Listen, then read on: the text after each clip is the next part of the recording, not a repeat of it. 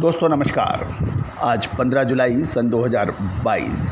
आज के एपिसोड में हम कर्नाटक राज्य के कृषि विभाग के अनुसार खरीफ की फसलों में क्या प्रगति है, क्या सोइंग है यानी बिजाई के पूरे समाचार लेके आपके पास आए हैं। दोस्तों खबर मिल रही है कि दलहन की खेती कर्नाटक में अभी तक पिछड़ रही है, जबकि कपास की और सनफ्लावर की खेती में आशाजनक प्रगति है। जानिए पूरी रिपोर्ट विस्तार से। कर्नाटक के कृषि विभाग के अनुसार कपास और सूरजमुखी की बिजाई के रकबे में खासी बढ़ोतरी हुई है, जबकि तुअर की खेती में कर्नाटक पिछड़ गया है।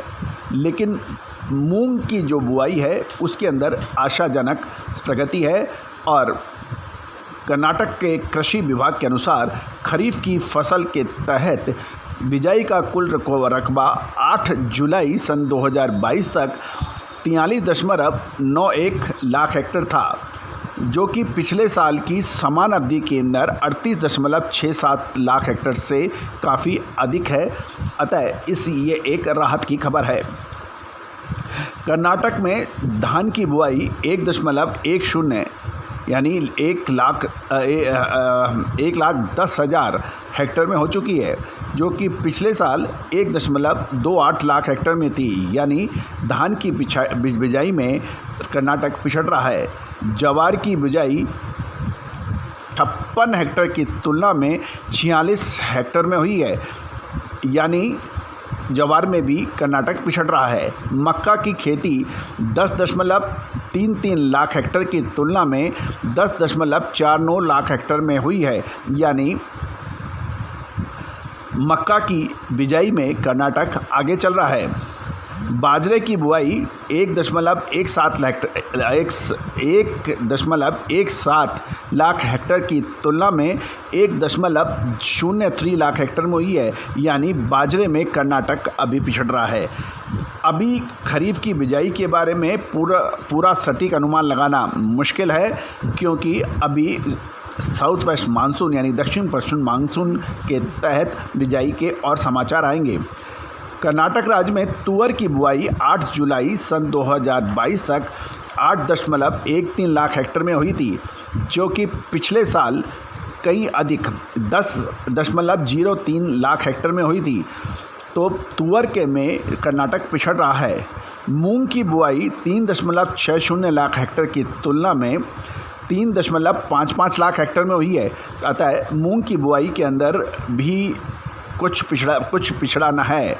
उड़द का रकबा घटकर 87,000 हेक्टेयर से घटकर 67,000 हेक्टेयर रह गया है। कुल दलहन का रकबा 15.08 लाख हेक्टेयर की तुलना में 12.96 लाख हेक्टेयर में रहा है, यानी दलहन के कुल रकबे के अंदर गिरावट दर्ज हो रही है। तिलहन में हम देखें तो कर्नाटक में मूंगफली की बुआई 1.72 लाख हेक्टेयर की तुलना में 1.43 लाख हेक्टेयर में हुई है। यहाँ भी पिछड़न है। तिल की खेती 17,000 हेक्टेयर में हुई है, जबकि पिछले साल 20,000 हेक्टेयर में समान अवधि में हुई थी। सूरजमुखी की बुआई 1.19 लाख हेक्टेयर में हुई है, जो कि पिछले सीजन में मात्र 82,000 हेक्टेयर में हुई थी, जो इस साल बढ़कर 1.19 लाख हेक्टेयर में हुई है। यानी सूरजमुखी के अंदर कर्नाटक बहुत तेज़ी से आगे निकल रहा है। सोयाबीन की बुआई 3.60 लाख हेक्टेयर की तुलना में 3.7 लाख हेक्टेयर में हुई है, यानी यहाँ भी कर्नाटक आगे है। और कुल तिलहन का रकबा 6.52 लाख हेक्टेयर पहुंच गया है, जो कि पिछले साल समान अवधि में 6.38 लाख हेक्टेयर था। यानी दलहन में कर्नाटक पिछड़ रहा है, जबकि तिलहन में कुल मिला के कर्नाटक आगे चल रहा है। कपास की बात करें तो कपास की खेती में अभी तक 4.59 लाख हेक्टेयर में हुई थी, जो कि पिछले साल 3.30 लाख हेक्टेयर थी। गौरतलब है इस साल 2021 और 22 के बीच में कपास के किसानों ने और कपास के व्यापारियों ने ज़बरदस्त लाभ कमाया, जिसका पूर्व आकलन विश्लेषण हमने आपको लगातार दिया है। गन्ने की बात करें तो गन्ने की बिजाई कर्नाटक में 5.01 लाख हेक्टर की तुलना में 5.79 लाख हेक्टर में हुई है। अतः गन्ने में भी कर्नाटक आगे चल रहा है। कर्नाटक ने 35.98 लाख हेक्टर में 97.6 लाख हेक्टर टन अनाज का उत्पादन रखा गया है। यानी कर्नाटक में लगभग 36 लाख हेक्टर में लगभग 97.61 लाख टन अनाज का उत्पादन का टारगेट है। दलहन के लिए रकबा का लक्ष्य 22.77 लाख हेक्टर और उत्पादन का लक्ष्य 17.19 लाख हेक्टर टन रखा गया है।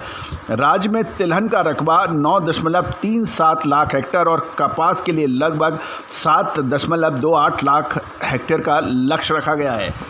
तो अतः अभी तक कर्नाटक के अंदर पूरा लक्ष्य प्राप्त नहीं हुआ है किसी भी फसल में, लेकिन जैसे जैसे मानसून की प्रगति होती जाएगी वैसे वैसे फ्रेश और न्यूनतम आंकड़े उपस्थित होंगे जो हम आपको पर लेके आएंगे।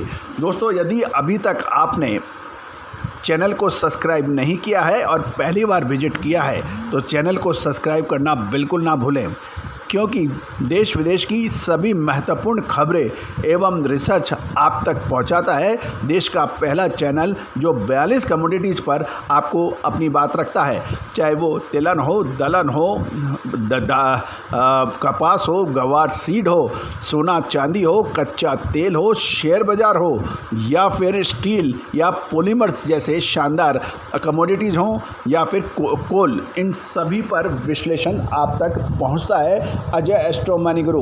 दोस्तों, विशेष रिपोर्ट के लिए भी आप हमसे संपर्क कर सकते हैं। All the very best, good luck, happy trading.